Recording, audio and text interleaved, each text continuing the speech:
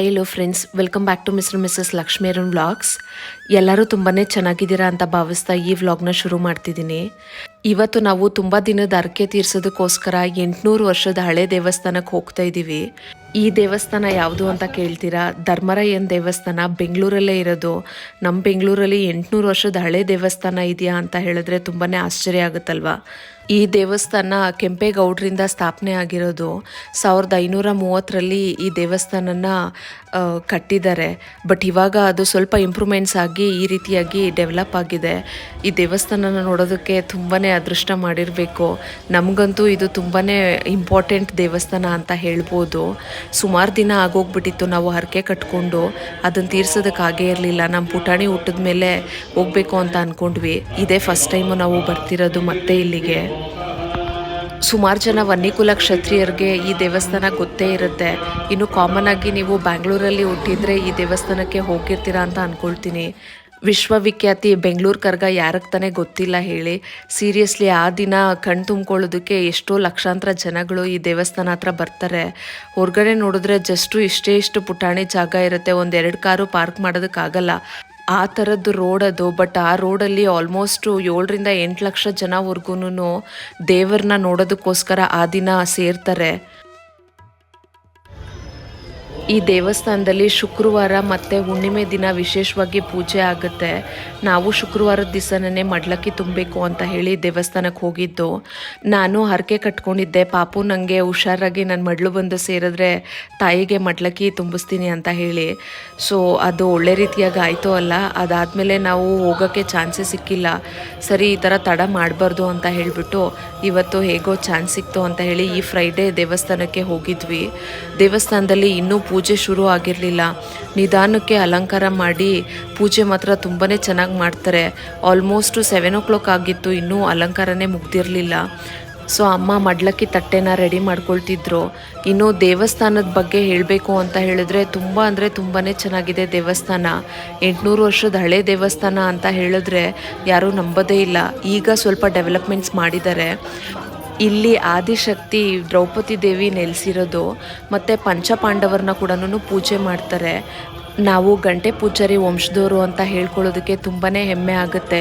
ನಮ್ಮ ತಂದೆಯವ್ರ ತಂದೆ ಮತ್ತು ನಮ್ಮ ಮುತ್ತಾತ ತಾತ ಎಲ್ಲರೂ ಅಷ್ಟೇ ಇಲ್ಲಿ ಕರಗ ಶಕ್ತಿಯೋತ್ಸವ ನಡೆಯುವಾಗ ಗಂಟೆ ಪೂಜಾರಿಗಳಾಗಿ ಸೇವೆ ಸಲ್ಲಿಸಿದ್ದಾರೆ.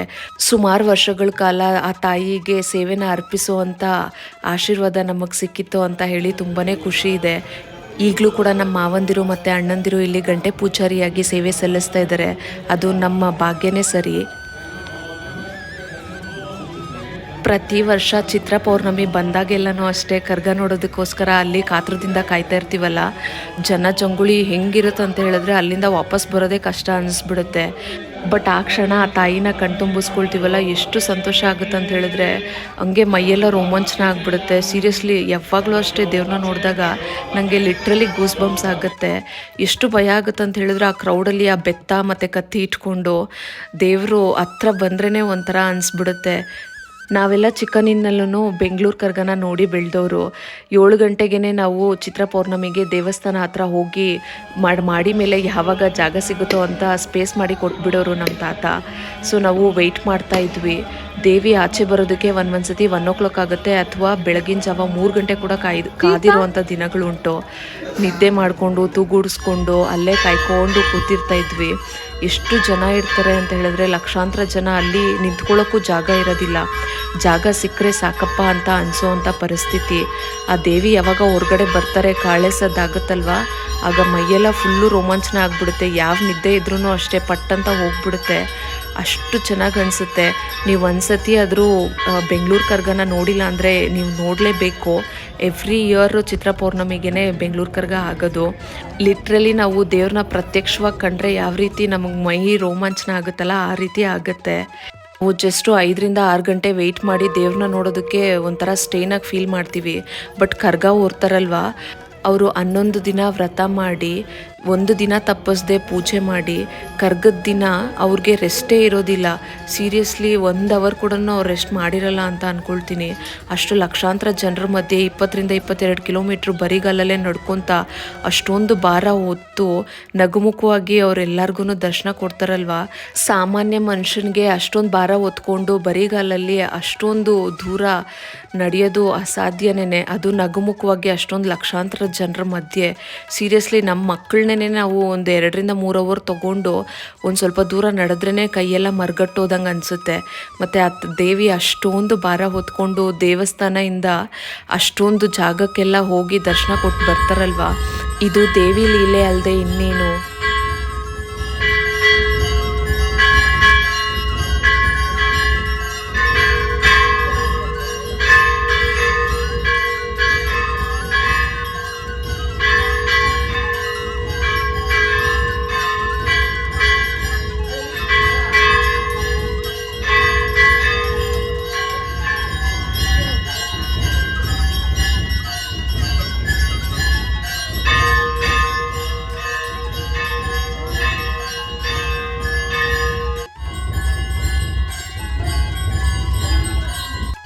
ನಾವು ಅಷ್ಟೊತ್ತು ಕಾದಿದ್ದು ಕೂಡ ತುಂಬಾ ಸಾರ್ಥಕ ಆಯಿತು. ದೇವಿ ಪೂಜೆ ತುಂಬ ಅಂದರೆ ತುಂಬ ಚೆನ್ನಾಗಾಯಿತು. ಪ್ರತಿ ಶುಕ್ರವಾರ ಎಷ್ಟು ಚೆನ್ನಾಗಿ ಅಲಂಕಾರ ಮಾಡಿ ಈ ರೀತಿ ಪೂಜೆ ಮಾಡ್ತಾರೆ. ಇನ್ನು ಹುಣ್ಣಿಮೆಗಂತೂ ತುಂಬಾ ಪ್ರತ್ಯೇಕವಾಗಿ ಅಲಂಕಾರ ಮಾಡ್ತಾರೆ ದೇವಿಗೆ. ಇನ್ನು ಈ ದೇವಿ ಹತ್ರ ಏನಾದರೂ ಹರಕೆ ಕಟ್ಕೊಂಡ್ರೆ ಅದು ನಿಜವಾಗ್ಲೂ ನೆರವೇರುತ್ತೆ ಅನ್ನೋವಂಥ ನಂಬಿಕೆ ಸುಮಾರು ಜನಕ್ಕಿದೆ. ಮತ್ತು ಇಲ್ಲಿ ತಿಗಳರಪೇಟೆಯಲ್ಲಿ ಸುಮಾರು ಜನ ಇಲ್ಲಿನ ದೇವಸ್ಥಾನಕ್ಕೆ ದಿನಾನೂ ವಿಸಿಟ್ ಕೊಡ್ತಾರೆ.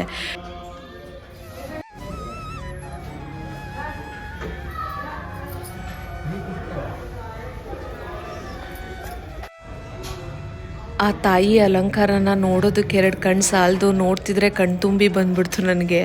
ಅಷ್ಟು ಚೆನ್ನಾಗಿದೆ. ದೇವಿ ಜೊತೆಯಲ್ಲಿ ಪಂಚಪಾಂಡವರನ್ನು ಕೂಡ ನಾವು ಇಲ್ಲಿ ನೋಡ್ಬೋದು. ಪೂಜೆ ಅಂತೂ ತುಂಬ ಅಂದರೆ ತುಂಬ ಚೆನ್ನಾಗಾಯಿತು. ಮನಸ್ಸಿಗೆ ತೃಪ್ತಿ ಆಯಿತು. ವರ್ಷಗಳಾದಮೇಲೆ ನಾವು ಹರಕೆ ತೀರಿಸೋವಂಥ ಭಾಗ್ಯ ನಮಗೆ ಸಿಕ್ತು. ಮತ್ತು ಕಣ್ತುಂಬ ದೇವ್ರನ್ನ ಇಷ್ಟು ಚೆನ್ನಾಗಿ ಅಲಂಕಾರದಲ್ಲಿ ನೋಡೋಕ್ಕಾಯ್ತಲ್ಲಪ್ಪ ಅಂತ ಸಖತ್ ಖುಷಿ ಆಯಿತು. ನಮ್ಮ ಪುಟಾಣಿನೂ ಅಷ್ಟೇ ಮಸ್ತು ಎಂಜಾಯ್ ಮಾಡ್ತಾಯಿದ್ದ ದೇವಸ್ಥಾನದಲ್ಲೆಲ್ಲ ಆಟಾಡ್ಕೊಂಡು ಓಡಾಡಿಕೊಂಡು. ಇನ್ನೂ ಪ್ರಸಾದ ಕೂಡ ಕೊಟ್ಟಿದ್ದರು. ಆಲ್ಮೋಸ್ಟು 9 ಗಂಟೆ ಆಗೋಯ್ತು ಪೂಜೆ ಮುಗಿಯೋಷ್ಟೊತ್ತಿಗೆ. ಸೊ ಅಲ್ಲೇ ಪ್ರಸಾದ ಕೂಡ ತಿಂದ್ಬಿಟ್ಟು ಸ್ವಲ್ಪ ಹೊತ್ತು ದೇವಸ್ಥಾನದಲ್ಲೇ ಟೈಮ್ ಸ್ಪೆಂಡ್ ಮಾಡಿಕೊಂಡು ಕೂತ್ಕೊಂಡಿದ್ವಿ. ನಾವೇನಾದರೂ ಕರ್ಗದ ದಿನ ಈ ದೇವಸ್ಥಾನಕ್ಕೆ ಬಂದ್ವಿ ಅಂತ ಹೇಳಿದ್ರೆ ಈ ರೀತಿ ಕೂತ್ಕೊಳ್ಳೋದಿರಲಿ, ನಿಂತ್ಕೊಳ್ಳೋಕ್ಕೂ ಜಾಗ ಇರಲ್ಲ. ಒಂದೊಂದು ಹೆಜ್ಜೆಗೂ ಜನಗಳನ್ನ ಜರುಗಿಸಿ ಹೋಗಬೇಕು. ಆ ರೀತಿಯಾಗಿರುವಂಥ ಪರಿಸ್ಥಿತಿ ಇರುತ್ತೆ. ಇಲ್ಲೆಲ್ಲ ಜನ ತುಂಬೋಗ್ಬಿಟ್ಟಿರ್ತಾರೆ. ಒಂದೇ ಒಂದು ಸ್ವಲ್ಪ ಜಾಗ ಸಿಕ್ಕರೆ ಸಾಕಪ್ಪ ಅಂತ ಜನ ಕಾಯ್ತಾ ಇರ್ತಾರೆ. ಆ ರೀತಿಯಾಗಿರುವಂಥ ಪುಣ್ಯಕ್ಷೇತ್ರ ಇದು. 800 ವರ್ಷದ ಹಳೆ ದೇವಸ್ಥಾನ ಅಂದರೆ ನೀವೇ ಲೆಕ್ಕ ಮಾಡ್ಕೊಳ್ಳಿ ಎಷ್ಟು ತಲೆಮಾರುಗಳು ಆಗಿರುತ್ತೆ ಅಂತ. ನಾವು ಸಂಜೆ 4 ಗಂಟೆಗೆ ಬಂದ್ವಿ ಇಲ್ಲಿ. ಬಟ್ ಆದರೆ ದೇವಸ್ಥಾನ ಓಪನ್ ಇರಲಿಲ್ಲ ಅಂತ ಹೇಳಿ ಕಬ್ಬನ್ ಪಾರ್ಕಲ್ಲಿ ಫ್ಲವರ್ ಶೋ ಇತ್ತಲ್ವ, ಅದನ್ನು ಮುಗಿಸ್ಕೊಂಡು ಆಮೇಲೆ ಇಲ್ಲಿಗೆ ಬಂದ್ವಿ. ನೀವು ಏನಾದರೂ ಕಬ್ಬನ್ ಪಾರ್ಕ್ಗೆ ಬಂದಿದ್ದೀರಾ ಅಂತ ಹೇಳಿದ್ರೆ ಡೆಫಿನೆಟ್ಲಿ ಈ ದೇವಸ್ಥಾನಕ್ಕೆ ಒಂದು ವಿಸಿಟ್ ಕೊಡಲೇಬೇಕು ನೀವು. ಅಷ್ಟು ಚೆನ್ನಾಗಿರುತ್ತೆ, ಮನ್ಸಿಗೆ ನೆಮ್ಮದಿಯಾಗಿರುತ್ತೆ. 1 ಡೇಯಲ್ಲೇ ನೀವು 2 ಪ್ಲೇಸಸ್ನು ಕವರ್ ಮಾಡ್ದಂಗೂ ಆಗುತ್ತೆ. ಫ್ಲವರ್ ಶೋ ಮುಗಿಸ್ಕೊಂಡು ಇಲ್ಲಿ ದೇವಸ್ಥಾನ ಸಾಯಂಕಾಲ ಓಪನ್ ಇರುತ್ತಲ್ವ, ಅಲ್ಲಿ ದೇವ್ರನ್ನ ಕೂಡ ನೋಡ್ಕೊಂಡು ಬಂದಂಗೆ ಆಗುತ್ತೆ. ಇನ್ನು ನಾವು ಫ್ಲವರ್ ಶೋಗೆ ಹೋಗಿದ್ವಲ್ಲ, ಆಗ ರಾಶಿ ಗಿಡಗಳನ್ನ ತಂದಿದ್ವಿ. ನಾನು ಇನ್ನೂ ಜಾಸ್ತಿ ತೊಗೊಳ್ಳೋಣ ಅಂದ್ಕೊಂಡೆ, ಬಟ್ ಕತ್ಲೆ ಆಗೋಗ್ಬಿಟ್ಟಿತ್ತು. ದೇವಸ್ಥಾನಕ್ಕೆ ಬೇರೆ ಹೋಗಬೇಕಾಗಿತ್ತಲ್ವ. ನಮ್ಮ ಮೇಯ್ನ್ ಇಂಟೆನ್ಷನ್ ಇದ್ದಿದ್ದು ದೇವಸ್ಥಾನಕ್ಕೆ ಹೋಗಬೇಕು ಅಂತ. ಬಟ್ ಫ್ಲವರ್ ಶೋ ನಡೀತಿದೆ ಅಂತ ಗೊತ್ತಾಯಿತು ಅಂಥೇಳಿ ಅಲ್ಲಿಗೇನೋ ಹೋಗಿದ್ವಿ. ನೀವಿನ್ನು ಕಬ್ಬನ್ ಪಾರ್ಕ್ದು ಫ್ಲವರ್ ಶೋ ವಿಡಿಯೋ ನೋಡಿಲ್ಲ ಅಂತ ಹೇಳಿದ್ರೆ ಈ ವಿಡಿಯೋಲಿ ಆ ವಿಡಿಯೋನ ಟ್ಯಾಗ್ ಮಾಡಿದ್ದೀನಿ. ಇಂಟ್ರೆಸ್ಟ್ ಇದ್ದರೆ ಹೋಗಿ ಒಂದ್ಸತಿ ಚೆಕ್ ಮಾಡಿ. ತುಂಬ ಅಂದರೆ ತುಂಬ ಚೆನ್ನಾಗಿ ಡೆಕೋರೇಟ್ ಮಾಡಿದ್ದಾರೆ. ನೋಡೋದಕ್ಕೆ ಕಣ್ಣಿಗೆ ಹಬ್ಬ ಥರನೇ ಇರುತ್ತೆ. ಮನೆಗೆ ಬಂದು ತಲುಪೋಷ್ಟೊತ್ತಿಗೆ ಆಲ್ಮೋಸ್ಟು 10:30 to 11 o'clock ಆಗೋಗ್ಬಿಟ್ಟಿತ್ತು. ಆಮೇಲೆ ಬಂದಾಗ ಈ ಗಿಡಗಳನ್ನೆಲ್ಲ ಆಚೆನೇ ಇಟ್ಬಿಟ್ಟಿದ್ವಿ. ಮಾರನೇ ದಿನ ಅಮ್ಮ ಅದನ್ನೆಲ್ಲ ನೆಡಬೇಕು ಅಂತ ಅಂದ್ಕೊಂಡಿದ್ರು. ನಾವು ಸತಿ ಮೈಸೂರಿಗೆ ಹೋಗಿದ್ವಲ್ಲ, ಆಗ ಈ ಗಿಡನ ತಂದಿಟ್ಟಿದ್ದು. ನೋಡಿ ಎಷ್ಟು ಚೆನ್ನಾಗಿ ದೊಡ್ಡದಾಗಿ ಬಂದುಬಿಟ್ಟಿದೆ. ತಂದಿದ್ದೆ ಪುಟಾಣಿ ಗಿಡ, ಬಟ್ ಅದು ಈಗ ದೊಡ್ಡದಾಗ್ಬಿಟ್ಟು ಹೂ ಕೊಡ್ತಾ ಇದೆ. ಆ ಕಲರೇ ಅಷ್ಟು ಚೆನ್ನಾಗಿದೆ ನೋಡೋದಕ್ಕೆ. ನಮ್ಮ ಮನೆ ಹತ್ರ ಮಿನಿ ಬೊಟಾನಿಕಲ್ ಗಾರ್ಡನ್ ಥರನೇ ಅನ್ನಿಸ್ಬಿಡ್ತು ಆ ಗಿಡಗಳನ್ನೆಲ್ಲ ತಂದಿಟ್ಟಾಗ. ಮನೆ ಆಚೆ ಈ ರೀತಿ ಒಂದು ಕೇಜ್ ಇದೆಯಲ್ಲ, ಅದ್ರ ಮೇಲೆ ಅಮ್ಮ ಎಲ್ಲ ಫ್ಲವರ್ದು ಗಿಡಗಳನ್ನ ಇಟ್ಟಿದ್ದಾರೆ. ಕಣ್ಣಿಗೆ ಅಷ್ಟು ಹಿತ ಕೊಡುತ್ತೆ. ಸೀರಿಯಸ್ಲಿ ಗಿಡಗಳನ್ನ ಬೆಳೆಸೋದ್ರಲ್ಲಿರೋ ಅಂಥ ತೃಪ್ತಿ ಇನ್ಯಾವುದ್ರಲ್ಲೂ ಇರಲ್ಲ. ಸೊ ನೋಡಿದ್ರಲ್ಲ ಫ್ರೆಂಡ್ಸ್, ಇದಾಗಿತ್ತು ಇವತ್ತಿನ ವ್ಲಾಗು. ಈ ದೇವಸ್ಥಾನದ ಇತಿಹಾಸ ನಿಮಗೂ ಗೊತ್ತಿದೆಯಾ? ನೀವು ಈ ದೇವಸ್ಥಾನಕ್ಕೆ ವಿಸಿಟ್ ಮಾಡಿದ್ದೀರಾ? ಕಮೆಂಟ್ ಮಾಡಿ. ನೀವಿನ್ನೂ ಈ ದೇವಸ್ಥಾನಕ್ಕೆ ಹೋಗಿಲ್ಲ ಅಂತ ಹೇಳಿದ್ರೆ ಒಂದ್ಸತಿ ಆದರೂ ಈ ದೇವಸ್ಥಾನಕ್ಕೆ ಹೋಗಿ ಬನ್ನಿ. ಇವತ್ತಿನ ವ್ಲಾಗು ನಿಮ್ಮೆಲ್ಲರಿಗೂ ಇಷ್ಟ ಆಗಿದೆ ಅಂತ ಬಯಸ್ತೀನಿ ಫ್ರೆಂಡ್ಸ್. ನೀವೇನಾದರೂ ಈ ವ್ಲಾಗ್ನ ಇಲ್ಲಿವರೆಗೂ ನೋಡಿದ್ದೀರಾ ಅಂತ ಹೇಳಿದ್ರೆ ನಿಮ್ಮ ಪ್ರೀಶಿಯಸ್ ಟೈಮ್ನ ಸ್ಪೆಂಡ್ ಮಾಡಿ ಈ ವ್ಲಾಗ್ನ ಕಂಪ್ಲೀಟಾಗಿ ನೋಡಿದ್ದಕ್ಕೆ ಥ್ಯಾಂಕ್ ಯು ಸೋ ಮಚ್. ಈ ವಿಡಿಯೋ ನಿಮಗೆ ಇಷ್ಟ ಆಗಿದ್ರೆ ದಯವಿಟ್ಟು ಒಂದು ಲೈಕ್ ಮಾಡಿ, ಶೇರ್ ಮಾಡಿ ಮತ್ತು ನಿಮ್ಮ ಅಭಿಪ್ರಾಯನ ಕಮೆಂಟ್ ಮಾಡಿ. ನಮ್ಮ ಚಾನಲ್ಗೆ ಸಬ್ಸ್ಕ್ರೈಬ್ ಮಾಡಿ ನನಗೆ ಸಪೋರ್ಟ್ ಮಾಡಿ. Thank you for watching. Will catch you in next vlog.